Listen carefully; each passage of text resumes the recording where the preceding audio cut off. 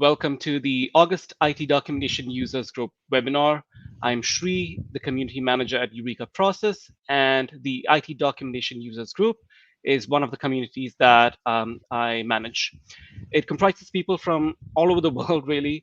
Some people are in MSP, some are in industries that have nothing to do with IT, but all have something to do with the art of IT documentation. The duration of this webinar will be 30 to 40 minutes, but there's no hard stop. So anyone who's watching, please feel free to shoot your questions in the comments box of wherever you're watching from. We can either address them as we go, or we can pick them up in our wrap-up Q&A, and we'll keep it going if you have questions. Today's webinar will be a comprehensive one, but a quick look, sort of a learning session into how to document your KPIs and specifically how to use BrightGauge to do that. Eureka Process very own Joe Turso has over 15 years of experience structuring and leading teams of technical professionals, executives, and leaders. So, with all that experience, as well as in a leadership role, as well as hands-on stuff, I think Joe's like one of the best people who can help you dive into this topic. Over to you, Joe. All right. So, everybody hear me okay? Good. All right, let us begin the presentation. So, we're going to start with kind of setting the stage of the parameters of this, of documenting KPIs. And this is really going to be focused on service delivery. While there are many different aspects to KPIs and BrightGauge capabilities, like finance and sales and back office, we're just going to focus on the service delivery aspect of this. The two primary tools that we're going to be talking about is Manage and BrightGauge. And we're going to go through some roll-ups between individual team and departmental KPIs. So just to make sure we're all on the same page, we'll start with the leaky bucket syndrome. Love the leaky bucket syndrome. And it takes me back to when I was in school, and the teacher would say, okay, make up a sentence to one person, whisper it in their ear, and then they would go through and just keep repeating that sentence all the way around to all the classroom. And by the end of it, you may have said something like, purple bananas love heavy hippos, and it came out as I like flowers in the rain, right? Fun in a school setting, not so much in a business setting, right? Correct, right? I mean, it happens in both the school setting and now the work setting, and that's what the leaky bucket syndrome is. You've trained somebody, but you haven't documented it. We don't know what success looks like, and they train somebody, they've learned shortcuts, they train somebody, and then they start doing stuff differently. And then by the time that fourth person gets there and you're following up on the work, you're like, how does this happen? Information is lost. That's how it happens, and that's what leaky bucket is all about. All documentation, or should I say any documentation, which is including gauges, help combat this. And I want to talk about what KPIs are as well. The K in KPI says key, so it's not all information is what's needed. Key performance indicator says I need these 3 to 5 gauges to tell me how this individual, this team, this department is doing. So we look at what are the key indicators that are then supported by multiple other gauges. We do need to provide the drill down to KPIs to say, is the data right? Where does it come from? Mm-hmm. KPIs have to be time-based, right? If I say I can only have a 2% error rate, was that a day? Is that a month? Is that a year? I need to make sure that I'm doing this in time chunks. And then separate data views for separate people. I have one MSP owner likes to see everything in dollars, but he wants the service team to see everything in dollars. Service techs don't care about how many dollars they generate. They need to know how many hours they documented because they're hour based. So the data view has to be to the person consuming it. Customized, Right. It needs to be customized so they can know what the data means. And really, what does good look like? If you're presenting data, know what good looks like. This is good. This is kind of we need to worry about. This is bad, right? Stoplights. And then what is excessive? Because there is an excessive side to KPIs, such as my capacity. If I'm working at 100%, I'm good. If I'm working at 150%, I'm being overworked. So there's a high side to stuff too. So it's good to understand what the thresholds are and communicate that. which goes into just because you can measure it doesn't mean you should. Everything doesn't need to be measured, right? Um, uh, some people can just get gauge crazy and they'll end up with hundreds of gauges that nobody pays anything attention to. Yeah.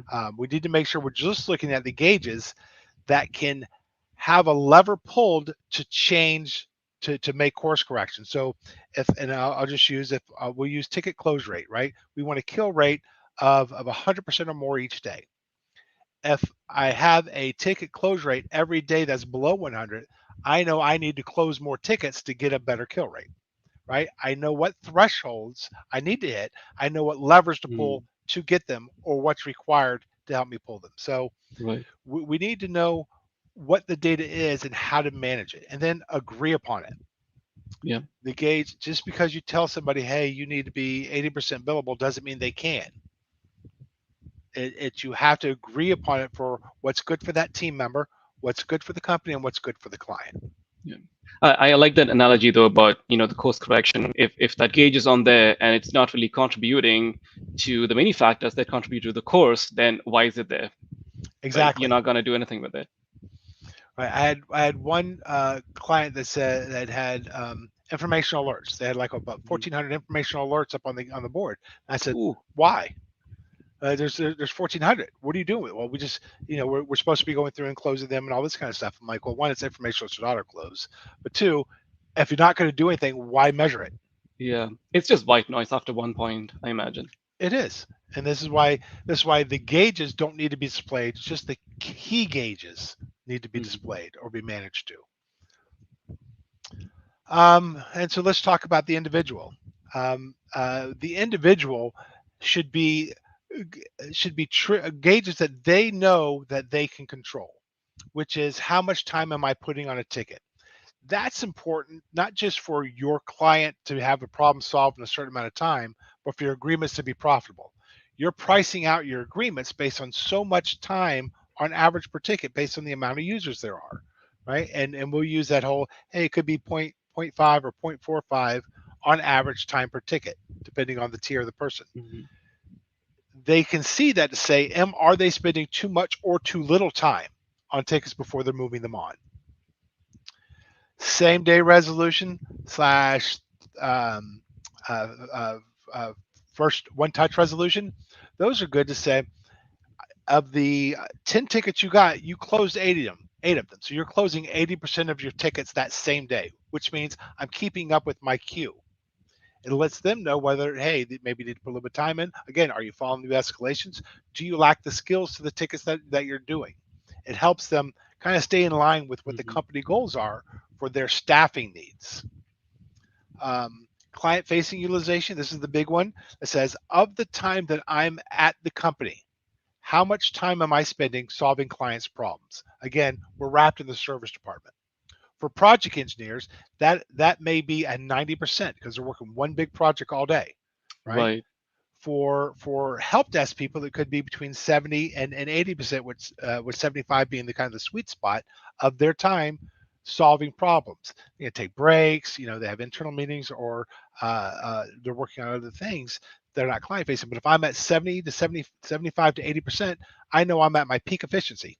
Over 80% means I'm running too hot, and under 70% means I have capacity to grow Hmm. without adding resources. So it's a huge number to pay attention. We'll talk about that one later on. And then CSAT obviously is a big one. People need to know how they're doing with the customers, and not just CSAT the score, but the rate of response. If I'm only getting one Uh, out of 100 tickets back with a CSAT, right? That's not a good measurement of how well I'm doing. A lot of customers just aren't saying enough. That tells me maybe they're not doing a good enough job. So not only I need to yeah. know the CSAT score, I need to know the rate of return.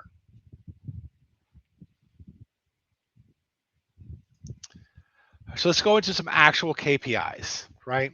My average time per ticket. And again, this is using ConnectWise and BrightGauge. And it breaks it down into just two main parameters of what was my average time per ticket, time frame, what was my average time per ticket, time frame, right? I'm looking yesterday, I'm looking last week, I'm looking over month. Um, uh, I think it's good that tech, and I'm going to respond to Alan asked, do the techs need to know rate of return versus leadership?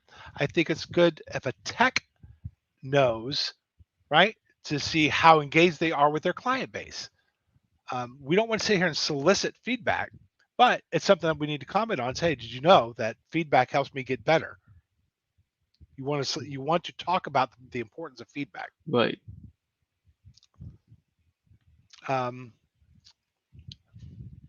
Alan just threw me all off. Okay, here we go. We're talking, but we see what was my average time per ticket yesterday, this week, and this month. Maybe only keep that 30-day gauge going, right? You just add a layer and you change the time cadence and say, am I getting better or am I getting worse? And then you want to make sure you put thresholds. Like if I'm under 5 hours per ticket, it should be green. But notice how this is 0? Maybe that should be red. So if it's under a half hour but over 0.01 hour, then it's green. Then it goes into anything above that threshold is yellow. And I always use a 25% on a variance, right? If my goal is 0.5, 25% of that 6.25, now I'm in the red. The variance can be is up to the individual. It's a good barometer to use. All right, another individual and team KPI is average time to respond. I say individual for your people working triage. If you have a live answer help desk type thing that's responding to tickets and you need those tickets respond to in a certain amount of time, otherwise it's a support team KPI that says, and it's straightforward, what was my average time to respond yesterday, this week? And it's important to know that, to say, am I meeting my SLAs? Some people say my SLA says an hour, but I want my threshold to be 15 minutes or 20 minutes. Right. I want all the tickets responded to. It's not solved, but responded to within 15, 20 minutes, because you wouldn't want to have a ransomware ticket sitting there for an hour with nobody touching it. So adjust your thresholds, but then communicate those thresholds and ensure the processes support it. Because you may say, I want 15 minutes, but I only have one person and they're getting 100 tickets an hour, right? And they're also fielding phone calls. Yeah. This is where they have to agree upon, can they do it? And I'm guessing, and again, for anyone who's watching, I'm not the IT guy here, so this might be a bit of a noob question, but I'm guessing, like, if it's critical ticket, like you mentioned, like ransomware, you could filter it, it could go a different board, you could filter it for that, so the threshold could be different. So you could have 2 gauges on there that are tracking average time to respond, but for different kinds of tickets, right? Correct. And so I have customers that do that. What's my average time to respond for P1, P2, and P3? Because all those have different SLAs. And that tells me, is my dispatch process, my triage process working correctly, right? Am I able to handle those P1s in a timely manner, P2, P3, and they measure it that way. It generally is a larger type customer, people with like 25 engineers, but it's a good, I see smaller companies with 6 engineers doing it as well. So it's a good point.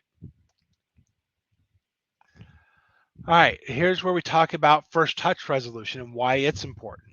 Because we want to solve problems for customers as quickly as possible. So we're saying when that ticket comes in, did I close it with one time entry? Right? Did I take the call, create the ticket, solve the problem, hang up, customers on their way? Generally, I see people setting this threshold at 40%.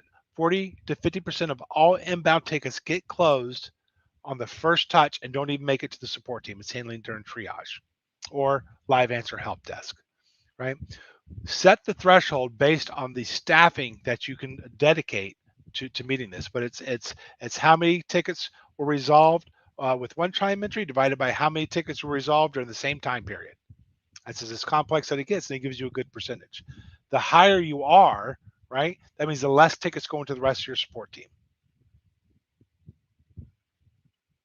And the higher the CSAT, because customers aren't waiting for service. Right. Same day resolution. This means any ticket that came in today, and we're obviously this is in arrears. You can do it live, but this form is for yesterday. Does any ticket that came in yesterday was also closed yesterday? Not all tickets created versus all tickets closed. We only want to look at the ones that came in and were closed the same day. This needs to be around 80%. When you start getting less than 80% same day close, you start building a bigger backlog than your team can generally handle. So it's good to look at this either live for today, yesterday, and again with the rest of the week. This will go hand in hand with your kill rate, right? Your close ratio. Right. It tells you, am I staffing appropriately? Is there something going on in my clients that's creating a lot of noise? Or do I have a skill set deficit? There's too many things being escalated that the regular support team can't handle.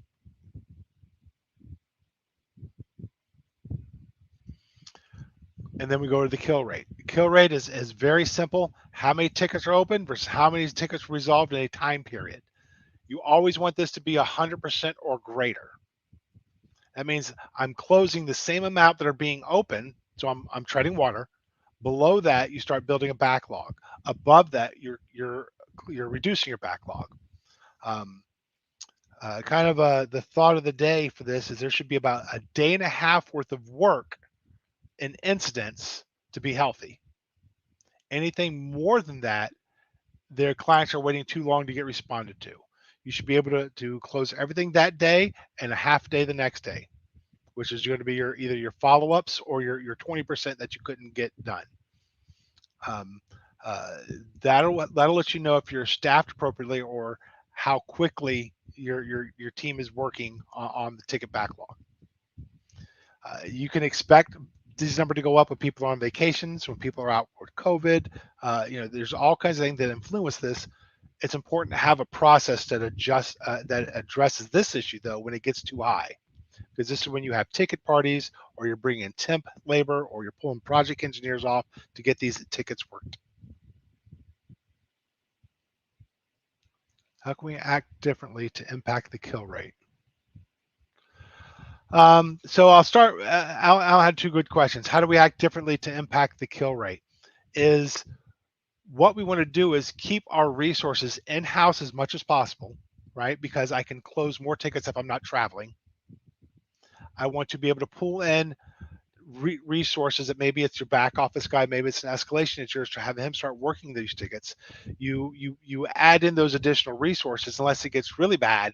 Then service managers will jump in, or you may get temp labor from like Trick Dog or some other temporary staffing agency that says, hey, I just need a tier 2 engineer to come in and help knock out these tickets. We're going to need them for about 5 days to get our ticket count down. And is it bad for a bunch of tickets to come in for one day? No, right? Because what we're talking about, that'll smooth out over the course of the week. The internet went out, caused a bunch of tickets, or a bad patch went out and we had to drop up, created a bunch of tickets. That's going to happen, right? But if you can, you should know that it's happening. Two, what the root cause is, so you can manage that issue. I'm not going to change process or change labor when I know, okay, I got to go sit here and remove this bad patch and reboot people's computers. If I have a resolution plan, then I don't need to worry about the kill count, right? It will level off over the course of a few days. Right. This is my favorite gauge of all that I feel like it's just been perfected here at Eureka Process.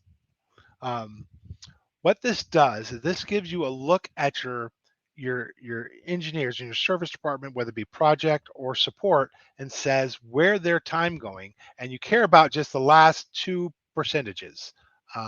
My billable percentage, how much time am I putting against clients versus my time here, and my utilization percentage. How much time am I logging versus what I'm supposed to be?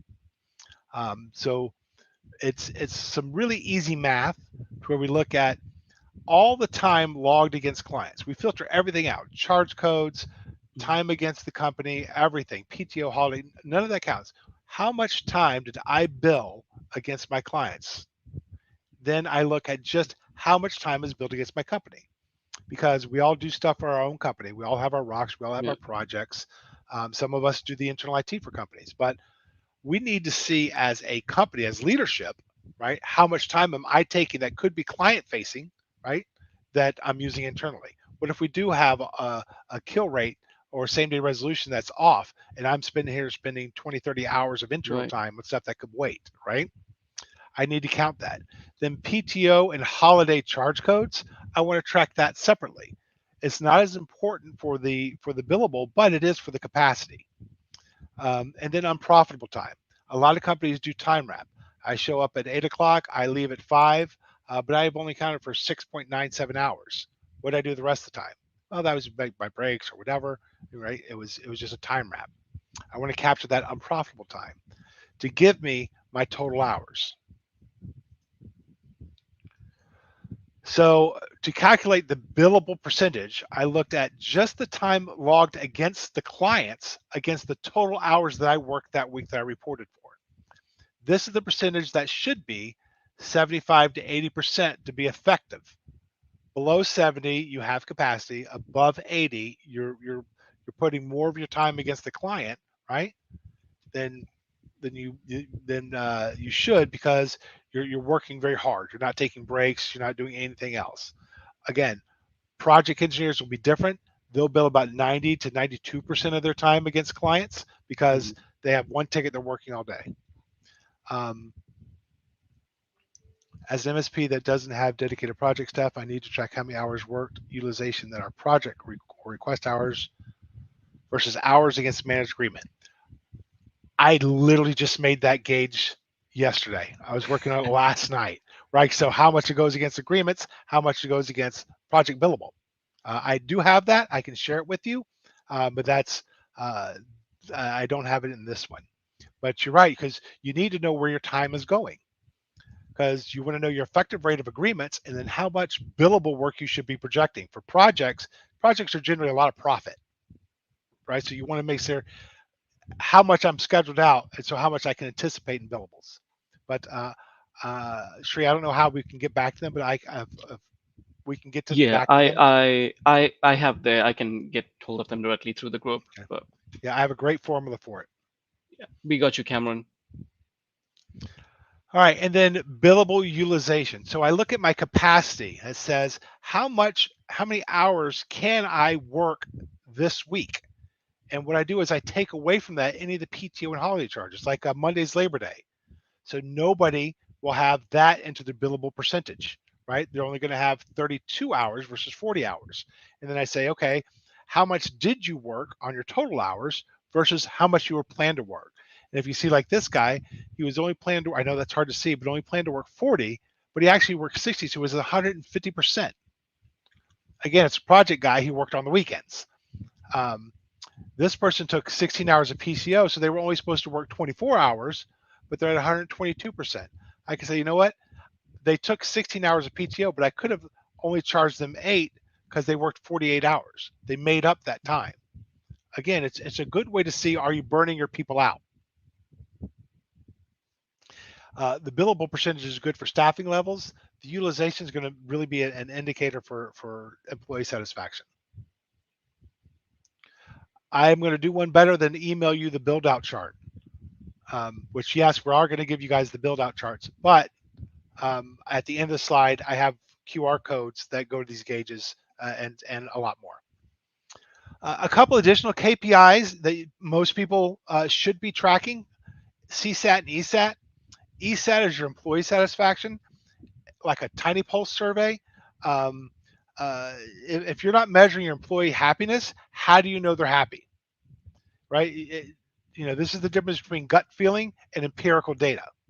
You need to measure it, just like you're measuring client satisfaction. And rate of return matters. If only one person's telling you they're happy, nobody else cares enough to speak up.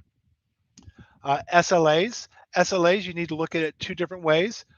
Your current performance, so you can prevent breaches, and then past performance, so you can see historical performance, right? I have one client that drastically misses their time to respond, but always hits their time to resolve. So we had to look at where do we need to do on the workflow to move some resources around and reprioritize things so they can get their response rate up. What is the craziest metric you've ever seen someone measure? I have a client that says, I want to measure how many hours I'm applying to agreement versus the goal I want to set on how many hours should be placed against an agreement, and then the corresponding percentage of billable hours off agreement that I am forecasting. As crazy as what I just said doesn't make sense. That is it. He had it by person. I know, yeah, by person. Okay, they can spend 3 hours today on managed services as their budget. How much do they actually spend? What was the variation? And they should spend 2 hours on off agreement billing, and where were they? What was the deviation for the goal for every Wow. member of their company? And different people had different measurements. That's measuring stuff just for measuring it. Because what could the tech do? Not solve the problem just because it was on agreement or off agreement, right? The tech had no Right. choice in the matter, and the guy held them accountable to this. So, yeah, owners be crazy. Um, Community knowledge, integrating your documentation, in this case BrightGauge, into your metrics, right? You want to give weights to who's creating data, who's viewing data, who's editing data, and keeping it updated to make sure documentation is part of your core. And then the creating the managed to green dashboards. If green is XYZ, like 0 tickets in news, 0 tickets in client responded, 0 alerts on the board, right? I have all these gauges, and I just have to look and see if they're green, I'm good. I can just whiz by them. It gives people a single pane of glass for what they're doing. Thank you, Ellen. Gotta throw that up there. I always encourage people to educate their team to think like owners, but when the owner's thinking like that, you want to kind of box that in. Yeah, you could have found some middle ground, I guess. So we do have BrightGauge has fantastic dashboard and report templates with build out keys available. And then we have all of our KPIs available on how to measure these. So I encourage you, I live in the BrightGauge dashboard and report template page. It's like one of my opening startup pages because I'm there so much. And of course, we have fantastic KPIs for every department within an MSP organization. So I encourage you, if you're not a member of the community, to jump in and see or use the BrightGauge if you're using BrightGauge. Again, this works if you're using MSP bots. This works if you're using any other reporting system, Power BI. It's the math is sound. That was a lot of information It in a very was. short amount of time. And I'm sure you will agree with me. That's probably just the tip of the iceberg, really. Thank you That so was much, just your Joe. 3 to 4. But for everyone who is watching, we have the IT documentation users group, but we also have the Eureka community, which talks about KPIs and a whole lot of other stuff, custom templates and processes, and we also work with the clients on the same stuff in greater detail. But if you have any questions, please post them in the group, or you can get in touch with us directly. I'm very excited to tell you that our book, Process and the Other P Word, written by our main guy, Mr. Alan Edwards, is coming up soon. So please scan the QR code or visit eurekaprocess.com /hashtag pre-order. And you'll have that in your hands soon. We'll also be seen at some events coming up soon. We'll be in DC next week at the Channel Pro SMB Forum. We'll be at DataCon as well that week after. And the next webinar is going to be on September 28th. That's the last Wednesday of the month. It's going to be on Visio Automation. The last one we did on this was almost 2 years ago, and it had a huge response, and a lot of people loved it. So we have David Cuthbertson coming back again for the same topic.